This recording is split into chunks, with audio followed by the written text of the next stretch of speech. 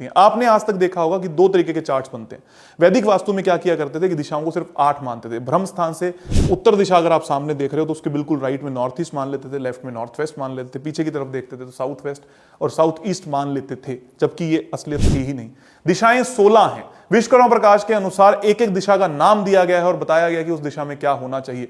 मतलब उसमें इतना तक लिखा गया है कि पूर्व और अग्नि के मध्य में क्या होना चाहिए, दक्षिण और नैऋत्य के मध्य में क्या होना चाहिए, वायव्य और पश्चिम के मध्य में क्या होना चाहिए। जब मध्य की बात करते हैं तो एक अलग दिशा निकलती है, लेकिन आज तक किसी ने इन 8 दिशाओं के सिवा 16 दिशाओं की बात करी ही नहीं। क्यों नहीं करी मैं नहीं जानता, लेकिन अगर विश्वकर्मा प्रकाश में लिखी गई है, मैं सिर्फ ये बात बता रहा हूं कि उस किताब में ये सब चीजें दी गई हैं जो कि साफ सुथरे तौर पर स्पष्ट करती हैं ये 16 दिशाएं आपके चरण में हैं, आपको उन पर यकीन करना चाहिए।